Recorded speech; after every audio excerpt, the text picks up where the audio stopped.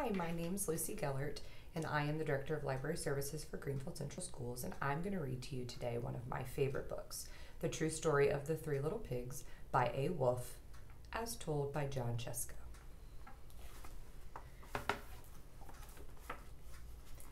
Everybody knows the true story of the three little pigs, or at least they think they do.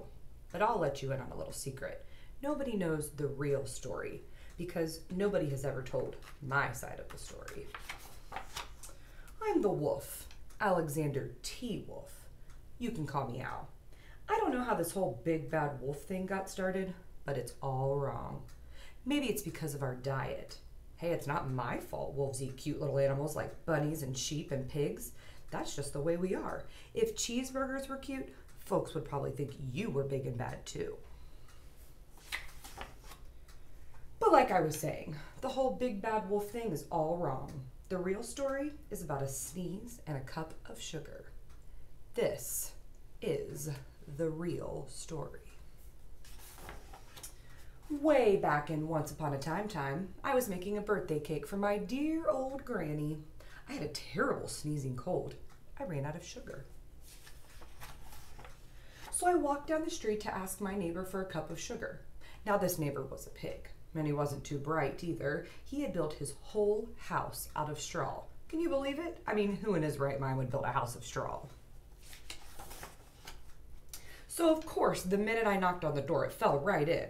I didn't just want to walk into someone else's house, so I called, little pig, are you in?" No answer. I was just about to go home without the cup of sugar for my dear old granny's birthday cake. That's when my nose started to itch. I felt a sneeze coming on. Well, I huffed and I snuffed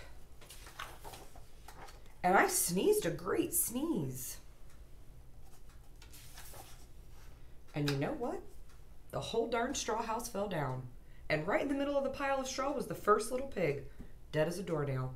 He had been home the whole time. It seemed like a shame to leave a perfectly good ham dinner lying there in the straw, so I ate it up. Think of it as a big cheeseburger just lying there. I was feeling a little better, but I still didn't have my cup of sugar, so I went to the next neighbor's house. This neighbor was the first little pig's brother. He was a little smarter, but not much. He had built his house of sticks. I rang the bell on the stick house. Nobody answered. I called, Mr. Pig, are you in?" He yelled back, "Go away, wolf, you can't come in. I'm shaving the hairs on my chinny chin chin." I had just grabbed the doorknob when I felt another sneeze coming on.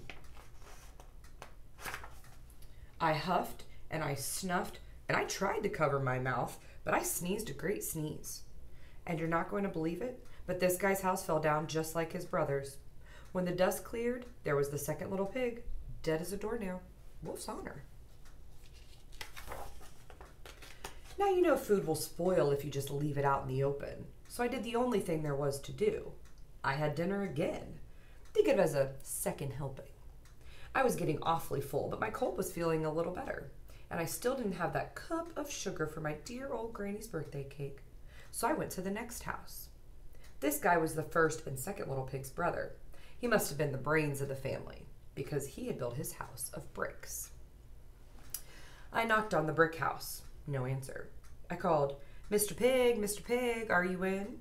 And do you know what that rude little porker answered? "Get out of here, wolf. Don't bother me again." Talk about impolite. He probably had a whole sack full of sugar. And he wouldn't give me even one little cup for my dear sweet old granny's birthday cake. What a pig. I was just going to go home and make a nice birthday card instead of a cake when I felt my cold coming on. I huffed and I snuffed and I sneezed once again.